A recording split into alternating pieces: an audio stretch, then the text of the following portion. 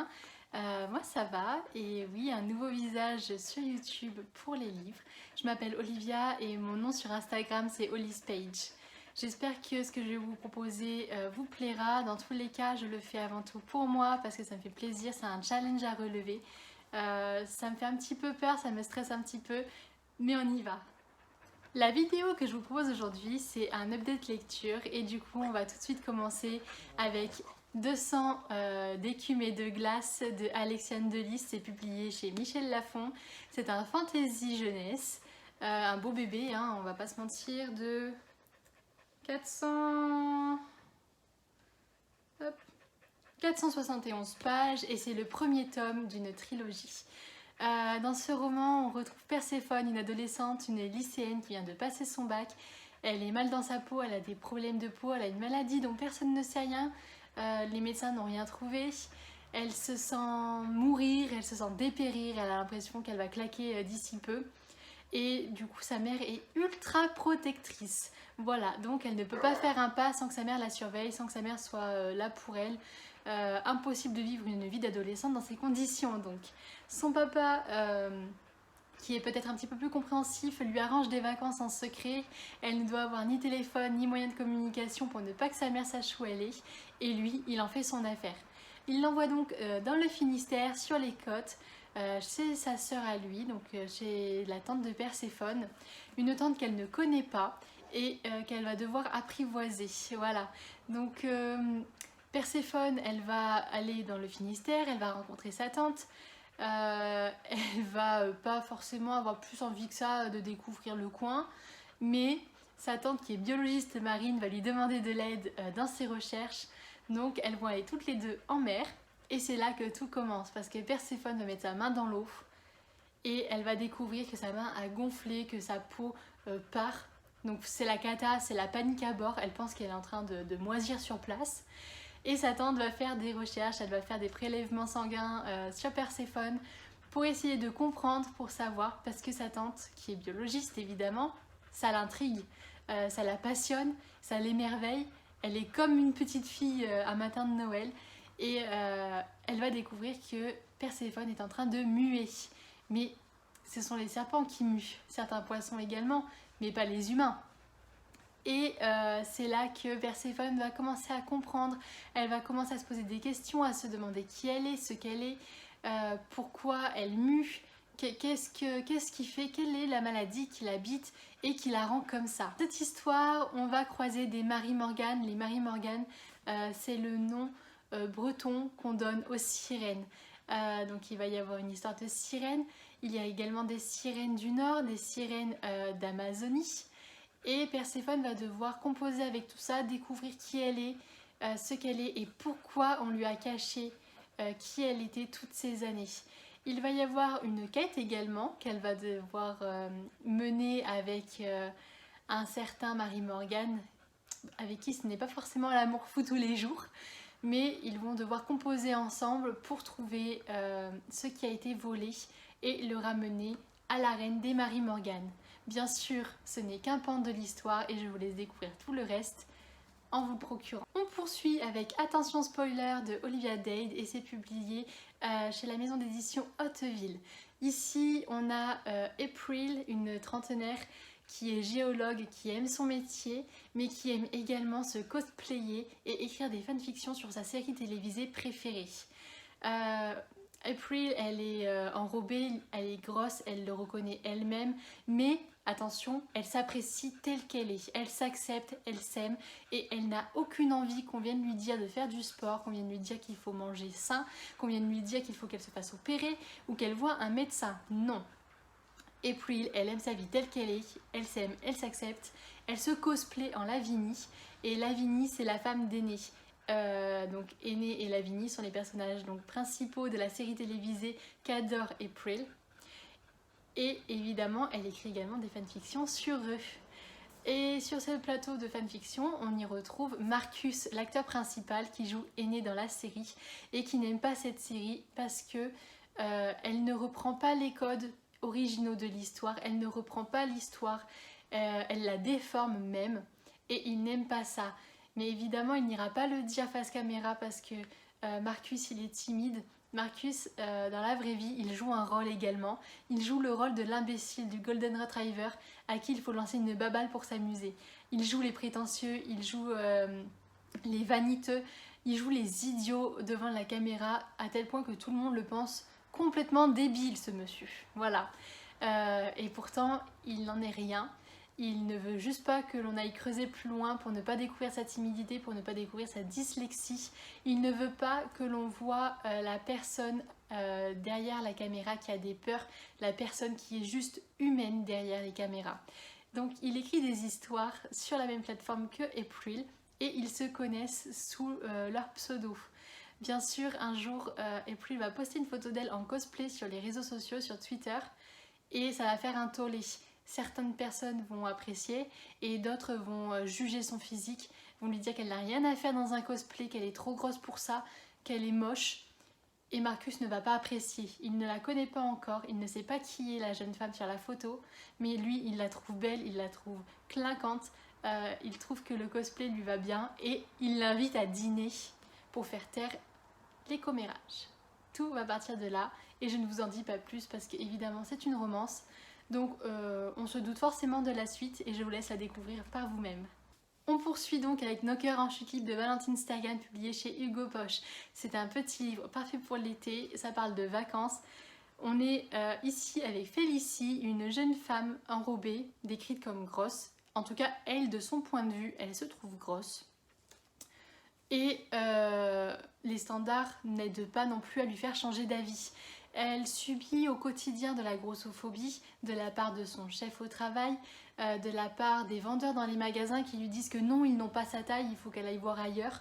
Elle subit de la grossophobie normalisée, des jugements de tout le monde, ou en tout cas elle se sent jugée par tout le monde parce qu'elle se juge elle-même également. Elle a connu des déboires amoureux avec des hommes dont le tact était enterré 6 pieds sous terre, noyés au fin fond de l'océan, qui n'ont pas été tendres du coup avec elle.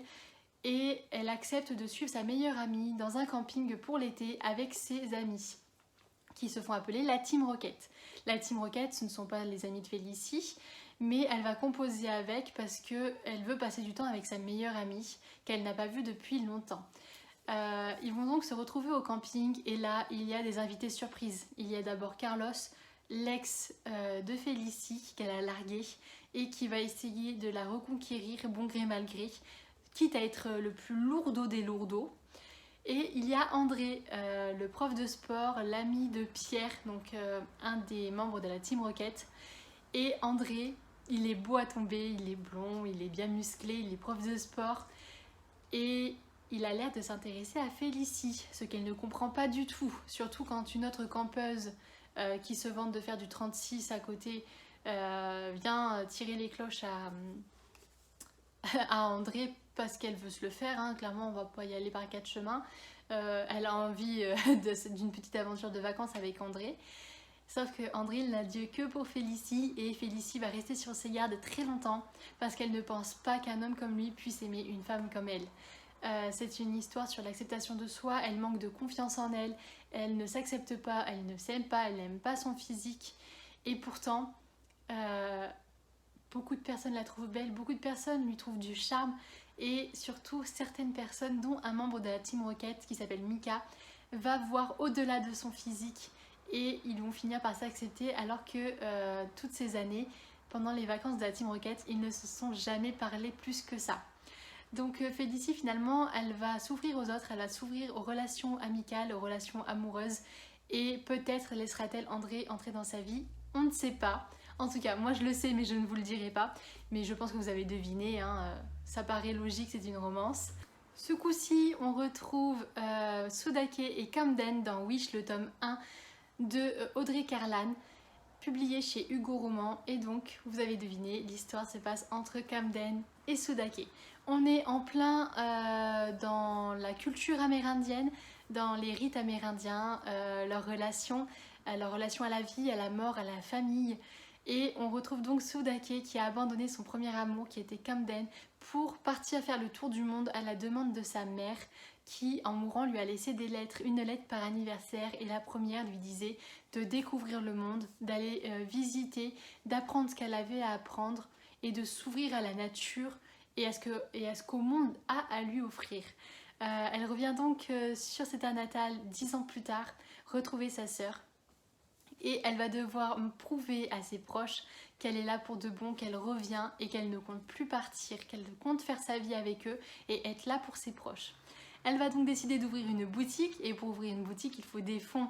Elle va donc demander à une association de fonds de la région de l'aider à financer son projet. Et évidemment, on ne vous dit pas qui est le directeur de cette association, c'est Camden, voilà. Et forcément, il va y avoir de l'eau dans le gaz, c'est comme ça qu'on dit, je crois. Il va y avoir des déconvenus entre eux. Camden ne comprend pas pourquoi elle est revenue, ne comprend pas pourquoi elle est partie aussi, surtout. Pour lui, c'est de l'histoire passée, en tout cas c'est ce qu'on pense au début, parce qu'il est engagé dans une relation. Il va se marier avec une femme, prout-prout, plus, hein. C'est la croqueuse de diamants en puissance, mais bon, c'est son choix, et Sudake est bien décidé à le respecter, en tout cas autant que possible. C'est une histoire super chouette où Sudake nous montre que oui, on peut avoir fait le tour du monde, oui, on peut avoir la bougeotte, mais on peut aussi être là pour ses proches, on peut concilier les deux, voilà. Et toute l'histoire va porter là-dessus, sur l'acceptation, sur la confiance que l'on peut se porter dans la famille, sur l'aide que l'on peut s'apporter entre nous, et sur les relations amoureuses également, puisqu'on reste sur une romance encore une fois. On passe maintenant à Shame de J.P. Nguyen. C'est publié chez Hugo New Way. Donc c'est un jeunesse, c'est fait pour les adolescents, c'est une histoire d'amour, c'est une romance encore une fois, où on va retrouver Taylor, une adolescente qui a déjà son plan de carrière tout fait, tout tracé, elle sait où elle va, elle sait ce qu'elle doit faire pour y arriver, elle veut devenir avocate, et elle va devenir avocate, l'échec n'est pas une option pour elle. À côté de ça, on a Evan, le coureur de jupons, le garçon qui n'en a rien à faire, qui ne veut pas aller à l'université, qui ne sait pas trop quoi faire de sa vie. Et ces deux personnes vont se rencontrer, vont s'entrechoquer plutôt, parce que suite à une soirée à laquelle Taylor a assisté sur demande de sa meilleure amie, elle va se réveiller dans le lit d'Evan. Ils n'ont rien fait, elle est rassurée. En revanche, le lycée évidemment va porter des rumeurs sur eux, surtout sur elle, parce qu'elle est appelée la reine des glaces, et finalement elle n'est pas si glacée que ça. Donc elle va subir des brimades de la part de ses camarades au lycée, et ça, ce n'est pas tolérable, ce n'est pas possible. Rien ne doit entacher son dossier scolaire, ni aux yeux des autres élèves, ni aux yeux de ses professeurs. Et pour ça, elle a l'idée toute trouvée. Elle fait un contrat de 5 pages à faire signer à Evan pour qu'ils soient faux petits amis pendant une durée qui leur conviendra à tous les deux, mais pour faire cesser les commérages. Évidemment, c'est pour elle, c'est pour l'aider elle, mais elle pense aussi à sa réputation à lui, parce qu'elle est comme ça, elle pense aux autres, et elle est compétitrice dans l'âme, et il faut que tout aille dans son sens comme elle veut. Il faut que tout soit réglé comme du papier à musique. Quand Evan, lui, va être plutôt bordélique, plutôt freelance, elle, non. Voilà, il faut que tout soit en ordre, et ils vont devoir s'apprivoiser. Une très belle histoire en tout cas, toujours sur les relations amoureuses, amicales, familiales aussi, parce que les deux protagonistes ont des problèmes avec leur père biologique respectif, et avec forcément le beau-père pour Evan aussi. Du coup, ce sont des personnages qui vont devoir s'apprivoiser, qui vont devoir composer l'un avec l'autre, qui vont devoir apprendre à s'apprécier, et même si ce n'est pas toujours une mince affaire, ils vont y arriver, ils vont réussir à faire avec en fait. Ils vont apprendre que oui, les gens ont des défauts, mais qu'on peut les accepter comme ça et que c'est pas grave. J'ai relu également le tome 1 de la série des Mac James, donc c'est de Mary Wine, et c'est la collection Aventure et Passion de J'ai lu pour elle. Donc ici c'est le tome 1 dans le lit d'un inconnu, et j'adore cette histoire, vraiment je l'aime beaucoup d'amour depuis que je l'ai en fait, hein, ça fait un petit peu, hein, regardez l'état du livre. Je sais pas si vous allez bien voir, mais il est un petit peu usé quoi, enfin il n'est pas abîmé mais il est usé. Et on retrouve ici Anne, une jeune femme qui est la bâtarde du comte de Warwick. Donc en fait le comte de Warwick, il a une femme légitime, Philippa, qui a une fille, Mary, donc la fille légitime du comte.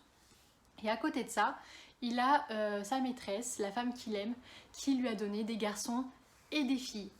Donc ce comte a deux familles et ces deux familles s'entrechoquent évidemment parce que la comtesse ne l'entend pas de cette oreille, bien que ce soit également de son fait à elle, parce que le comte au début du livre lui dit très clairement que si elle acceptait de partager sa couche et d'avoir d'autres enfants avec lui, bah il n'irait pas forcément autant voir sa maîtresse. Et sauf que Philippa, elle a eu un accouchement difficile et à cette époque-là, on est en 1576 je crois même, et à cette époque-là, c'est bien connu, les femmes peuvent mourir en couche beaucoup plus régulièrement qu'à notre époque parce qu'il n'y a pas tous les soins médicaux, de la fièvre notamment, ou d'une hémorragie qui ne sera pas soignée parce que la sage-femme ne saura pas faire. Donc Philippa, elle a peur de mourir en couche, elle a peur de ça et elle ne veut surtout pas que sa fille Mary subisse l'épreuve de l'accouchement. Elle ne veut pas que sa fille prenne le risque de mourir en couche. Et c'est pour ça que quand le comte revient de la cour d'Angleterre pour annoncer à sa femme qu'il va marier leur fille à un comte écossais, donc le Broderick, ça ne passe pas. Ça ne passe pas du tout. Mary, la capricieuse, la petite fille de bonne famille, vaniteuse et capricieuse qu'elle est, ne le veut pas. Sa mère, il n'en est pas question, elle n'enverra pas sa fille chez les barbares. Et qu'est-ce qu'on fait dans ces cas-là? Eh bien, on se venge de la maîtresse en envoyant la fille de la maîtresse à la place. Voilà. Donc Anne va devoir prendre la place de sa demi-sœur. Elle va se marier avec Brodick. Et en fait, le problème, c'est qu'elle n'est pas vraiment mariée à Brodick, puisque ce n'est pas son nom qui est sur le contrat de mariage. Donc Anne va toujours avoir cette peur de subir le même sort que sa mère, que ses enfants subissent le même sort qu'elle. Et ce n'est pas acceptable. Donc elle va accepter le chantage de Philippa. Elle va partir se marier. Et elle accepte de revenir une fois enceinte pour donner son bébé à sa demi-sœur et que celle-ci prenne sa place initiale. Anne, elle fait tout ce qu'elle peut pour protéger sa famille. Elle veut protéger également l'enfant qu'elle aura à terme, hein, puisqu'elle n'est pas stérile. En tout cas, rien n'indique qu'elle est stérile, donc pour elle, elle aura un enfant et elle voudra le protéger. Après, il va falloir composer également avec Brodick parce que les mœurs en Écosse et en Angleterre ne sont pas les mêmes, les relations conjugales ne sont pas les mêmes non plus. Et là où on pense qu'il y a des barbares, il y a en fait des hommes passionnés et ça ne va pas se passer comme prévu. Voilà. On passe maintenant à Maudit de Marine Kellada, c'est de l'auto-édition. C'est un beau bébé de 542 pages, la couverture je la trouve juste magnifique, les couleurs sont exceptionnelles. On va suivre ici l'histoire de Marianne Campbell, une jeune femme de 19 ans atteinte d'anxiété sociale. Elle fait des crises épouvantables, elle fait des cauchemars horribles et elle ne sort pas beaucoup de chez elle puisqu'elle fait l'école à la maison. Effectivement, ces crises ne pourraient pas être vivables avec une vie scolaire classique. Elle va vivre une expérience qui va tout changer. Elle va assister au rassemblement des Campbell, donc son clan. Donc elle va partir en Écosse, elle habite en Angleterre, elle va faire le voyage jusqu'en Écosse avec ses parents pour assister à ce rassemblement. Et à ce rassemblement, elle va rencontrer de la famille qu'elle n'avait jamais vue, de la famille qu'elle avait perdue de vue depuis très longtemps. Et elle va croiser également un beau Highlander roux qui ne porte pas les couleurs des Campbell. Alors qui est-il? Qu'est-ce qu'il fait là? Ce sont les questions. Et surtout, la doyenne du rassemblement conseille aux jeunes filles de ne pas s'approcher de lui. Pourquoi? Vous le découvrirez en le lisant. Tout ce que je peux vous dire, c'est que l'autrice s'est inspirée de faits réels, de personnages de personnes en tout cas qui ont réellement existé au XVIe siècle, et elle indique également que les ressemblances avec les personnages d'Outlander sont fortuites, puisqu'en fait elle s'est référée aux traits principaux de ces personnes telles qu'elle les a trouvés pendant ses recherches. Donc on retrouve Marianne Campbell qui est brune comme Claire, et on retrouve Grégor qui est roux comme Jamie Fraser. Voilà, c'est fortuit, mais on adore. Ça nous fait un petit air d'Outlander, c'est cool. Surtout que, par contre, on ne retourne pas dans le passé. Marianne ne retourne pas dans le passé, non, ce n'est pas ça. En fait, Marianne, ses crises sont dues à ses vies antérieures. Et c'est cette vie antérieure qu'on va découvrir au XVIe siècle. En fait, on va revivre l'histoire de Marianne et Grégor telle qu'elle a été faite, telle qu'elle a été créée, en tout cas dans les grandes lignes, en tout cas dans tout ce qu'a pu trouver l'auteur à ce sujet. Évidemment, c'est romancé. Évidemment, il y a des passages sombres, elle le dit également, des passages flous, donc j'imagine qu'elle a dû broder, ou en tout cas voilà. Et on est en plein dans les mythes celtiques, on est dans la magie, on est dans l'historique, et forcément on va beaucoup s'attacher à Marianne et Grégor. La vie au XVIe siècle, c'était pas simple, il y avait beaucoup de combats entre les clans pour récupérer des terres, par le mariage, par la guerre, peu importe. Il fallait récupérer le plus de terres pour enrichir son clan, pour le développer. Et toute cette histoire se passe donc dans ce contexte. Et la troisième partie, où nous revenons au XXIe siècle, c'est donc la conclusion. Je ne vous dirai pas si c'était un happy end ou pas. Vous le découvrirez par vous-même. En tout cas, j'ai versé ma petite larme, j'ai beaucoup aimé. Et je vous le recommande à 100%. Et enfin, on va parler de En mode voilà quoi de Camille Fievez. C'est un roman publié aux éditions Slalom, c'est un jeunesse, c'est un tranche de vie qui se déroule sous forme de... comment ça s'appelle, d'agenda, pas d'agenda, de carnet intime, voilà. Journal intime, très exactement. Ouf, on l'a trouvé. Du coup, on retrouve Louise qui écrit son journal intime, et dans ce journal, elle critique tout et tout le monde, elle raconte ses journées, elle raconte sa vie dedans. Donc on suit son évolution au lycée, on suit sa vie et ses activités avec ses amis, surtout avec Lucie, sa meilleure amie, avec qui il va y avoir un incident diplomatique qui va les séparer. Le problème de ce roman, c'est que beaucoup de thèmes sont abordés, beaucoup de thèmes importants sont abordés, mais pas approfondis. On les survole, on survole tout en fait. On n'approfondit pas grand chose et on survole beaucoup. Notamment un passage qui m'a énervée, c'est un passage où il y a de l'atteinte à la pudeur. Et Louise, elle en parle comme ça, elle raconte et puis pouf, bah voilà quoi, on passe à la suite. Ben non, en fait, on passe pas à la suite parce que on n'arrête pas de dire aux adolescents qu'il faut parler, qu'il faut communiquer, que lorsqu'il se passe quelque chose qui n'est pas normal, il faut le dire pour pouvoir arranger les choses et surtout prévoir un probable traumatisme. On ne sait pas, là ce n'est pas le cas, mais ça aurait pu. Et non, Louise, elle ne dit rien, elle ne parle pas. Et c'est très problématique, c'est très dérangeant à mon sens. Plus que le fait de passer du jour au lendemain de la fille pas populaire à la fille populaire, parce que ce n'est pas réel, ce n'est pas donner un bon exemple. C'est un livre qui est fait pour être lu par des adolescents et il est censé montrer l'exemple, et pour moi il ne le donne pas assez, voilà. Donc l'histoire en elle-même, elle est plutôt pas mal. Elle apprend qu'il ne faut pas juger les autres sur leur apparence, qu'il ne faut pas juger les autres sur ce que l'on pense savoir, parce qu'il y a toujours deux revers sur une médaille. Et Louise, c'est son problème, elle juge énormément, et en même temps on découvre que de par sa situation familiale, eh bien, les chats ne font pas des chiens, et que si elle est comme ça, c'est uniquement et surtout parce qu'elle reproduit ce qu'elle a vu toute sa vie, ce qu'on lui a inculqué.